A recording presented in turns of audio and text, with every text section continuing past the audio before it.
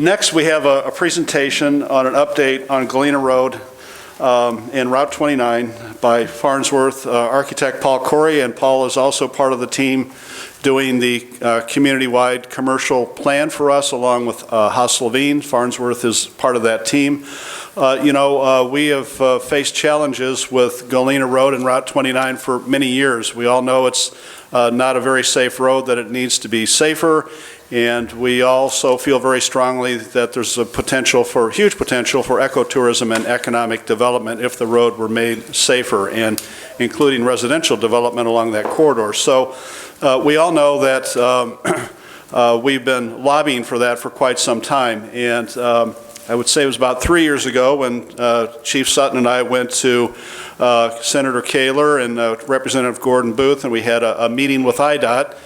And after that meeting, that was pre-Capitol bill, but after that meeting, Senator Kaler looked at me and said, I will support this project if we get a Capitol bill. So lo and behold, we get a Capitol bill, and that's passed, and the governor announces that we have $68.5 million appropriated for redoing Route 29. So that's the first part of that. The second part is that we didn't want IDOT to just come in and lay down brand new pavement, that we wanted to collaborate with them on the design. So Senator Kaler he arranged and facilitated a meeting with IDOT recently, and we're going to update you on that meeting tonight.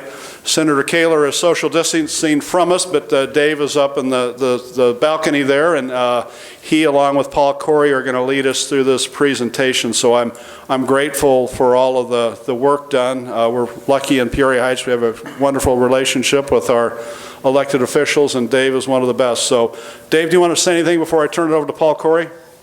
I'll speak after Paul. No? Okay. Should I speak after Paul? Beth, anything you want to add before Paul takes over? No, just to add to what you said, Mayor, and compliment the effort by all for this. So it's very important. We're excited to hear the presentation. Paul, welcome. Thank you. So I'm going to project onto the screen here. If you want to see the screen, you might move around. And Paul, if you could make sure so everyone at home can hear the presentation, if you use the microphone, please. Okay. Chris, we got a second handheld. That's the best one? Okay.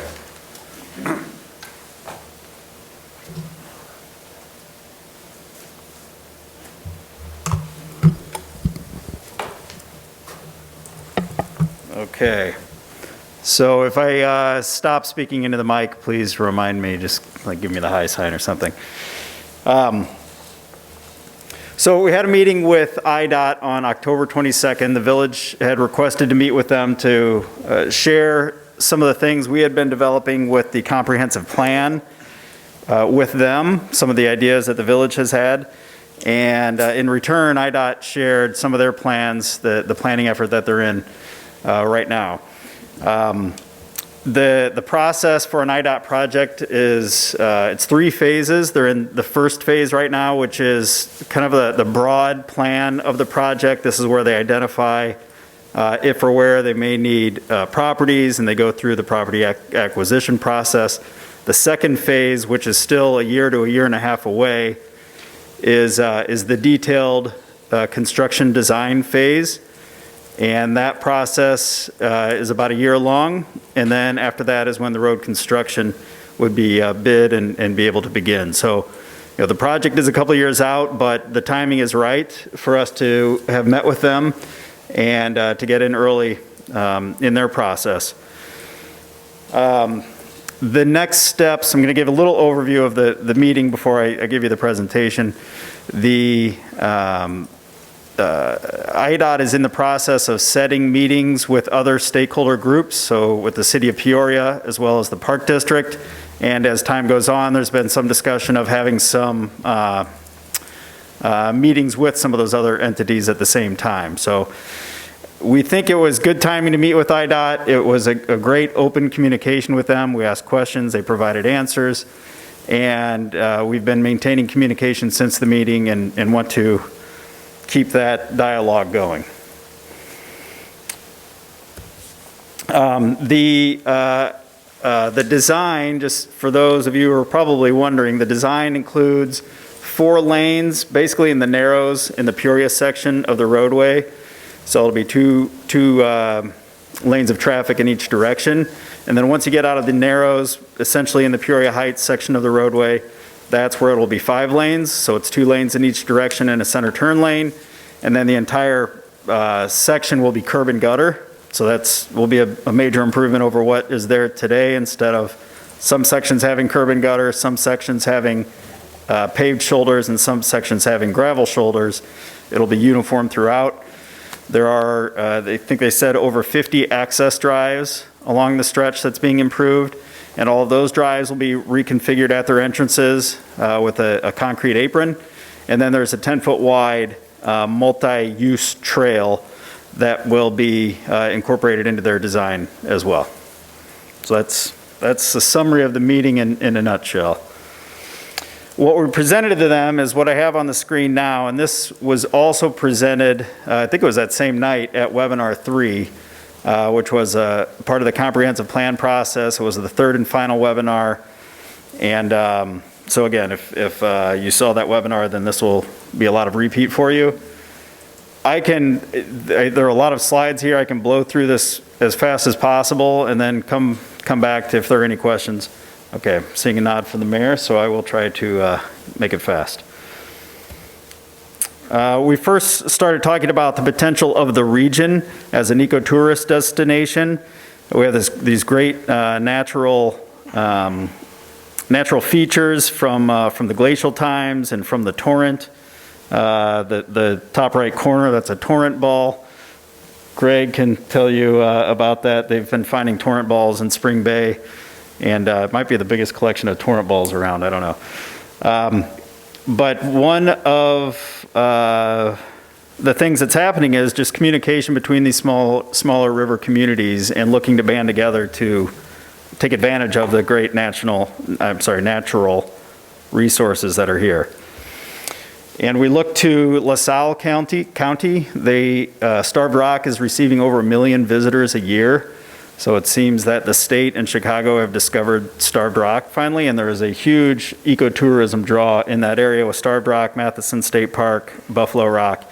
And those areas are literally right around the bend in the river to Henry. And so we're a stone's throw away from being able to kind of do the same thing that they're doing there, and hopefully even coordinate with them to make this a larger regional draw. And so we're sharing all of this context with IDOT to show them that the village is going through a comprehensive plan. They're really strategizing on how to move forward in the future, and Galena Road is a major part of that development. So we're just trying to lay the groundwork and the background for that. So focusing more in on the heights, we have the Rock Island Greenway, the future connection to downtown Peoria with the bike trail, the proposed multi-purpose trail along Galena Road with the Galena Road improvements. McCluggage Bridge, the new span is going to have a bike lane attached to it. And then a trailhead is part of that project as well on the Peoria side of the river. And we've heard that East Peoria is working on connecting up some of their trails with the east side of the bridge. So there's a lot of bicycle and non-vehicular infrastructure at play right now.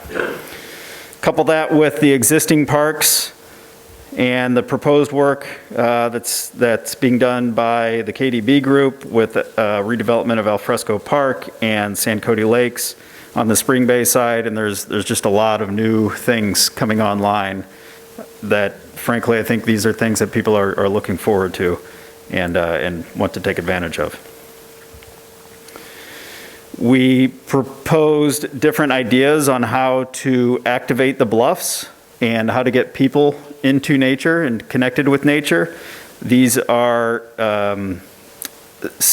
approaches that are sensitive to the natural environment. So you can see that this mountain coaster can be designed around existing trees using the existing slope. There are not deep foundations for this structure, so that means there's not excavation equipment running up the hillsides. And so it's kind of light on the ground. And the idea is, again, is to get people into nature so they can engage with nature and respect it as a way to promote the natural surroundings. Skiing is an idea. The former observation tower at the end of Glen Avenue. Another idea was these kind of unique rental camping tent structures. Zip lining and ropes courses. If you look for these things, these are popping up kind of all over the place right now, and there's really an opportunity because this is the type of adventure and outdoors activities that people are looking for. Mountain biking, opportunity for perhaps a destination spa located on the bluff. And then ways to engage the river. We understand that water taxi is something somebody's already in the process of trying to develop to be able to connect to both sides of the river. Creating a kayak launch is another idea. And so those are just some ways we had proposed of activating the bluffs. So now I'm going to focus in on Galena Road. And it's important to point out that everything that we're showing here, and that's part of the comprehensive plan, is aspirational. It has not been vetted. It has not been, all the details have not been worked out. It's really aspirational. It's a big idea. And, we hope that that starts to lead people to, thinking hard about some of these areas and how we can make some of these things similar to what's shown occur. So the line is indicating the improvements for Galena Road with the multi-purpose trailway. And then what we're indicating here are different ways to be able to connect downtown Peoria Heights or the top side of the bluff down to the lower side of the bluff. And so there's a few different connections that we'll focus on in the next few slides. But we have a utility easement along that comes out to the water tower next to Bielefeld Park that connects up to the end of Glen Avenue. It's probably the closest link to Prospect or to downtown. Roosevelt Road we know exists today, but is a little bit difficult to traverse on a bike. And then there are some other trails that are semi-developed or have been developed over time or are in the process of being developed closer to the Herman Engineering property and across the road from Fresco Park. And we've identified 2 key locations for pedestrian crossings. We talked with IDOT about the opportunity to have pedestrian crossings at Galena Road. And they explain that because of the observed traffic speeds, that they're not allowed to put an at-grade pedestrian crossing. The cars are at a minimum traveling 45 miles per hour or faster. It's just, from their standards, it's just too dangerous to put a pedestrian crossing there. So what we're focused on as goals is in the area of Poplar Lane and Bielefeld Park, an area that in the upcoming slides we'll refer to as Galena Village, is to see if we can have a traffic signal warranted at that intersection. And then at Fresco Park to be able to create an overpass or a pedestrian bridge that goes over the roadway and the railway. So we refer to that as the Fresco Gateway, Galena Village.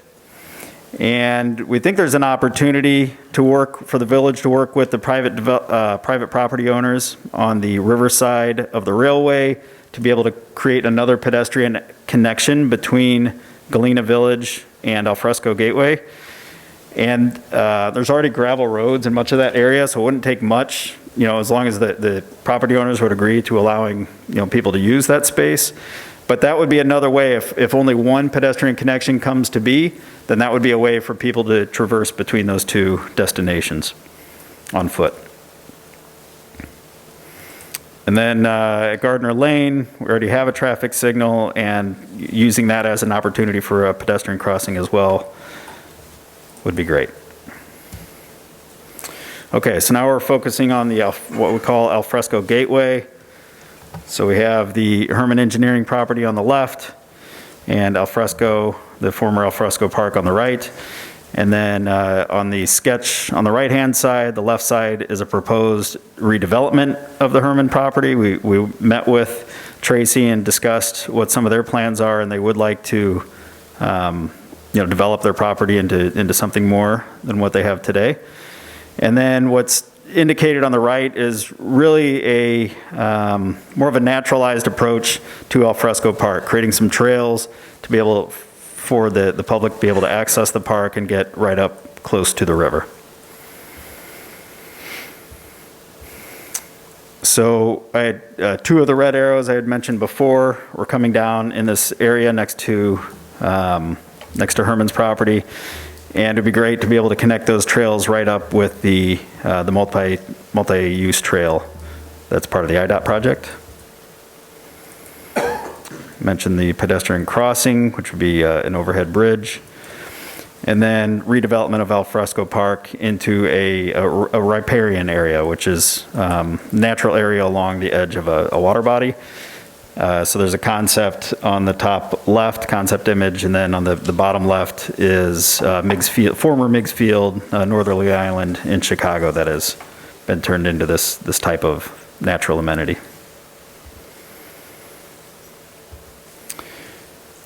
What's shown is just a proposition of what the density of the buildings could be on Herman's property. So multi-stories. There's not a lot of the space next to Galena Road. There's just not a lot of surface area, so you have to go up in order to get the square footage that might be desired for development. And then, so we're showing two buildings of this density on their property with parking in front of them, and then kind of a wider, naturally landscaped area between the parking and the roadway.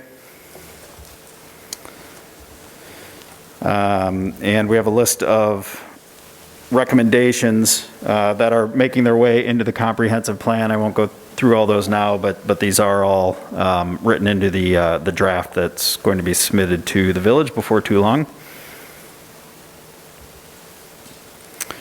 And then focusing on Galena Village, we have Biefeld Park on the left, and then some residential and commercial and Poplar Park on the right side of Galena Road, and then the proposed sketch on the right-hand side. And so this is really following, I'm going to jump ahead, this is following what House of Levine had created a couple of years ago in 2018. Just a concept of how development could take shape in that area. And I think that was something that was used by the village as a precedent to building some momentum behind the Galena Road project. What's indicated on the right, you'll see 3 dashed lines. The blue line is the floodplain, yellow is the 100-year flood, and the red is the 500-year flood. Basically, the closer you build to the river, the more challenging it is to get those buildings approved. So you see the majority of the construction is outside of the blue line. And we think there are some opportunities to be able to construct in that floodplain, and I'll show you an image of that in a moment. So we talked about the goal of having a traffic signal at this location. On the left is a conceptual image of what that intersection could look like. So you can, everybody's seen the sterile traffic signal intersection, but to make that into something that has some landscaping and some color and some other materials into it could really be a major landmark along that stretch of Galena Road, and a way to allow pedestrians to safely cross the road. Some examples of the type of density or type of buildings that are proposed along Galena. These two images are depicting naturalized landscape. So instead of having more formal manicured landscaping, we feel like the fit with the heights is something more natural. And the heights, it's in the village's name, this connection with nature, with the connection being at the top of the bluff.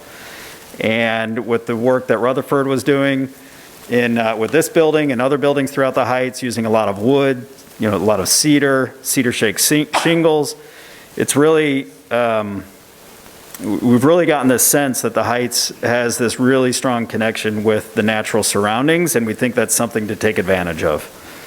And so that's what's being proposed here from the landscaping and natural landscaping. If you're using local native species, it can actually be easier to take care of and maintain as well, so that's a big plus. And then another big idea that was proposed is a village connector or a mechanized lift. The image on the top left is a chondola, a gondola in Grafton, Illinois. They call it a chondola because it's a combination chairlift and gondola, so there's some open air chair seats as well as the gondola. And this has been open, I think, at least a year. And I was talking with Mike Bailey, and he had visited here this early fall, late summer, and he said it was packed. They had a line for however many hours he was there. There was a line the entire time, and it was people taking this lift up to a vineyard. And when they were selling the idea for the project, they talked about the commanding views that people will have when they're on the lifts. So where this would be located, or where it's proposed here, is along this water easement, and it's really kind of the closest connection to the downtown. Of course, we'd have to look at where the top lands, and be some coordination with neighbors, of course, but we don't think it has to go all the way to the top of the hill in order for people of all abilities to be able to traverse the bluff.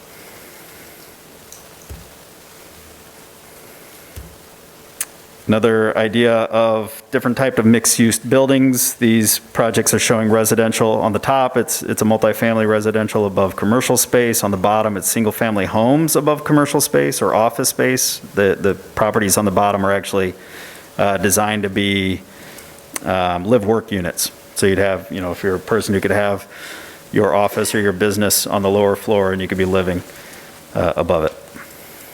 So we think that would be a nice fit for looking on to Bielefeld Park. And then the idea of a river's edge restaurant, something right on or in the river, built on stilts as a way to mitigate the floods. And lastly, some opportunities along Poplar Park to enhance Poplar Park with some different boardwalks that would allow people to get very close or right into the river different times of the year. These can be built in a way to be able to rise with the floods, as well as they can be built in a way to resist the ice flows in the wintertime. So similar list of recommendations. And though the meeting was focused on Galena Road, we took the opportunity to talk a little bit with IDOT, or to present to them about War Memorial Drive. This is the real economic driver, economic engine for the Heights, and we'd love to be able to see this enhanced over time.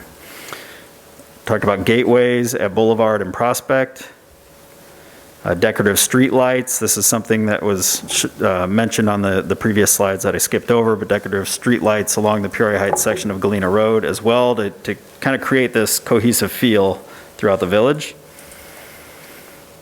Improve sidewalks along the roadway. The village could make some connections of those sidewalks deeper into the neighborhoods. Private lot enhancements, that's landscaping. I'll show you a photo of that in a moment. And then creating some additional cross-lot access so people can get between businesses without having to go onto War Memorial Drive.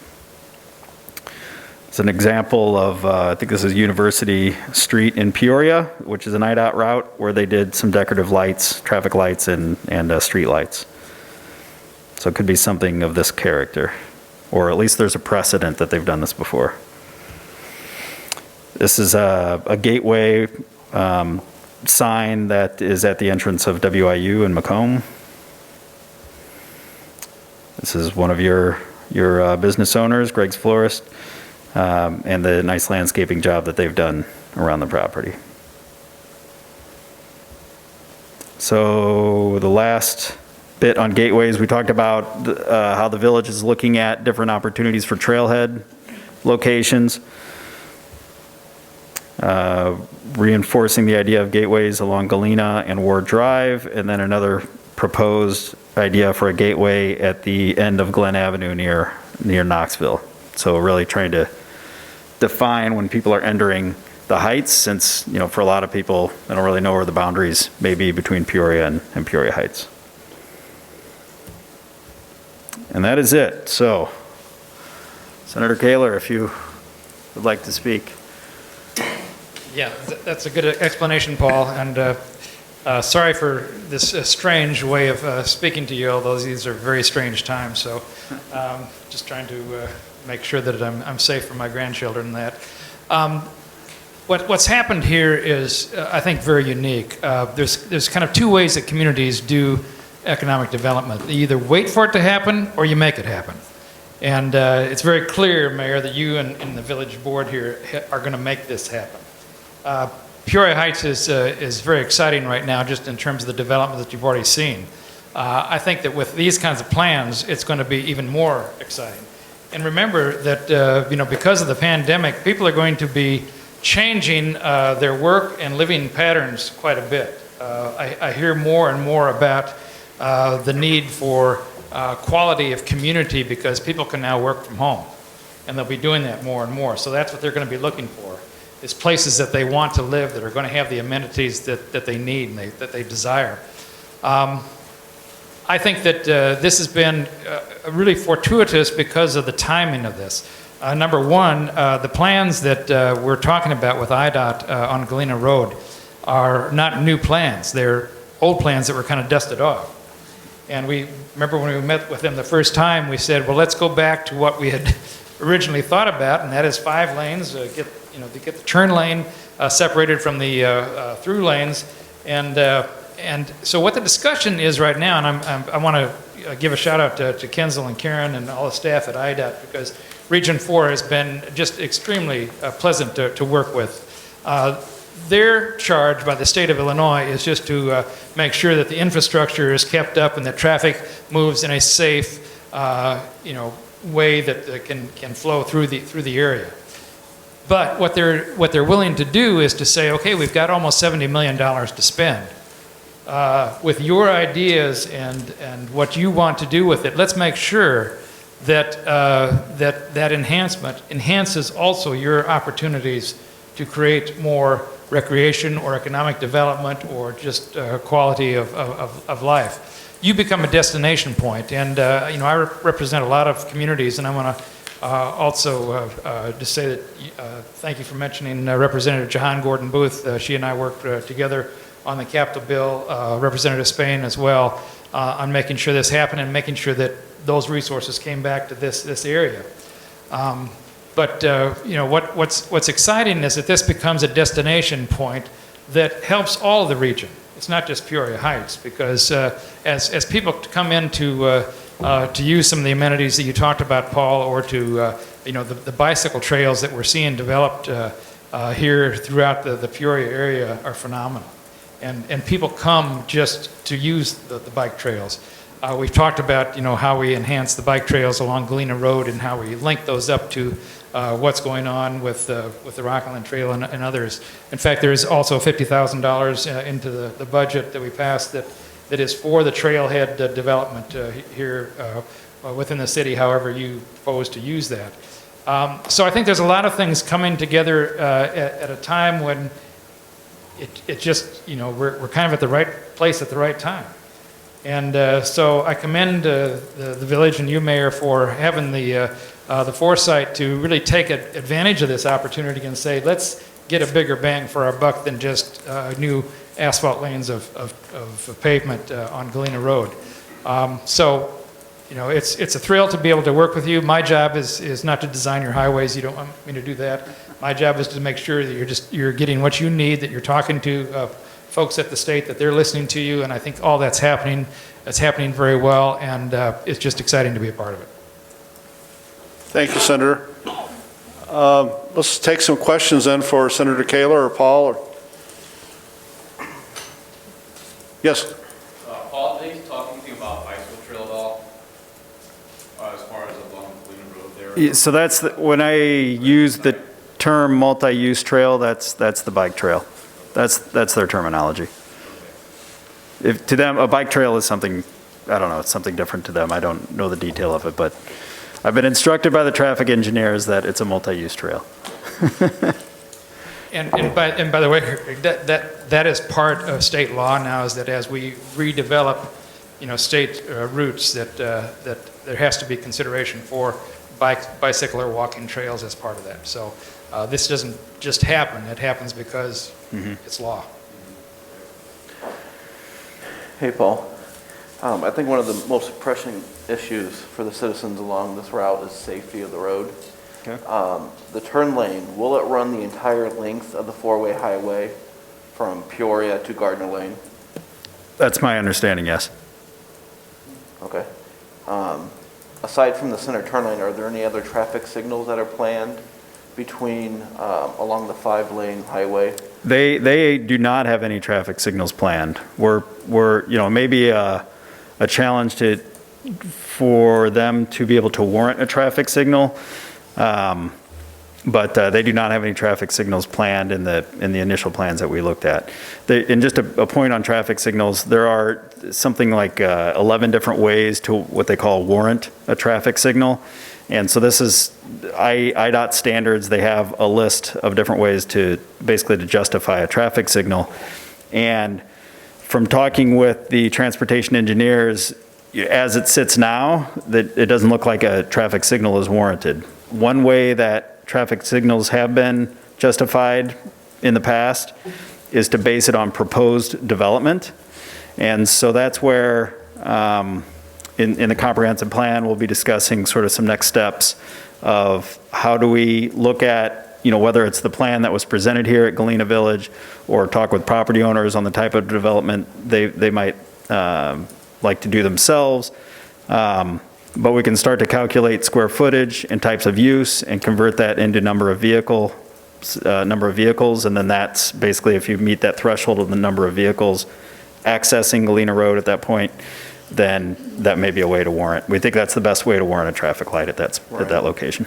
I know Longshore and across the street is, I don't know what it's called now, Galena Park Terrace. A little bit north Okay. is St. Jude Court. Okay. It seems like a majority of the accidents are right there. The entrance and exit to Longshore and Galena Park Terrace are almost right across from each other. So that seems where a good concentration of the accidents are. I think the center turn lanes would improve the safety of that road. I think they're almost a necessity Yes. to any plan that's successful along Route 29. Are there any right or left-hand turn lanes in the plan, do you know? I believe there are. I think it was, I think there are quite a few of them. I don't know that it's at every one of the 50 access points. Okay.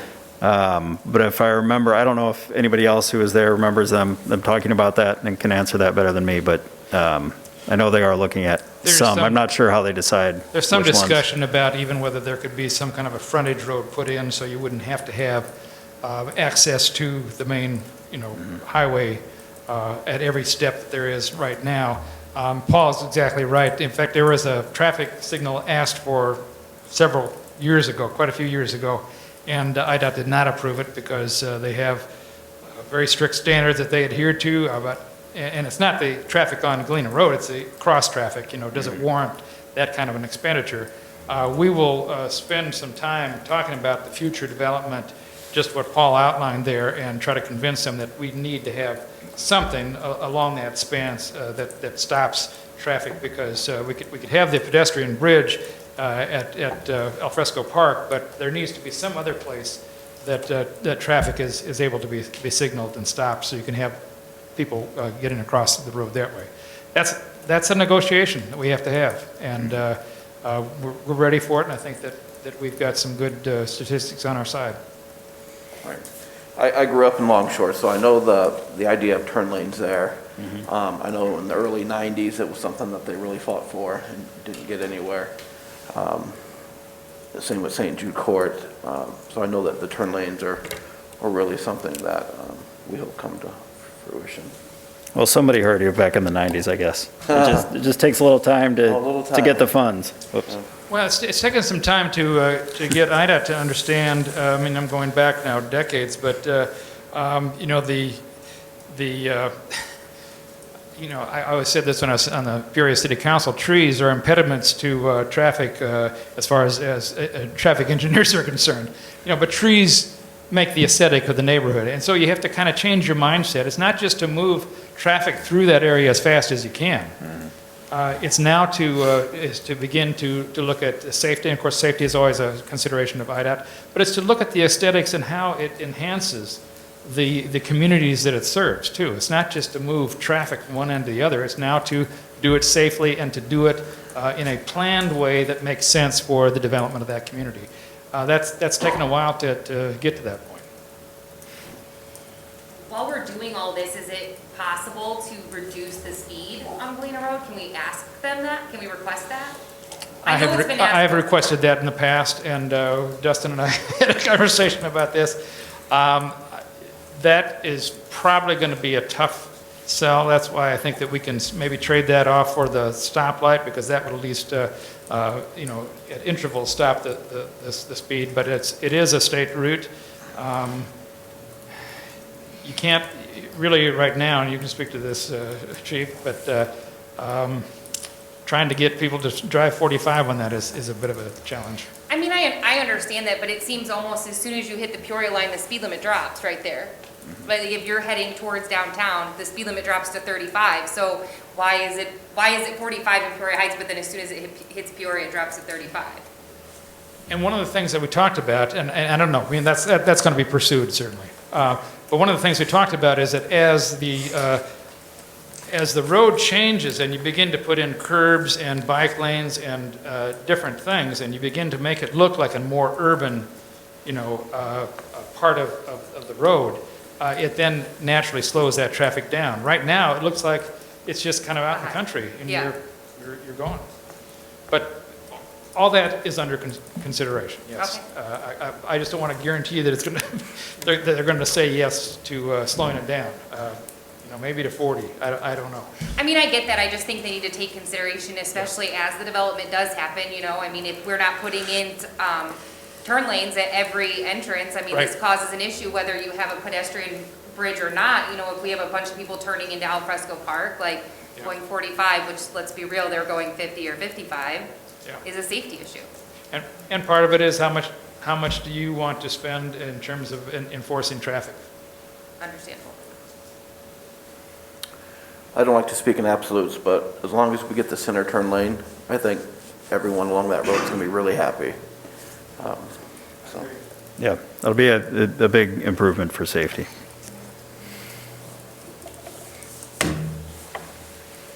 Anyone else? Paul, thank you. Senator Kaler, thank you.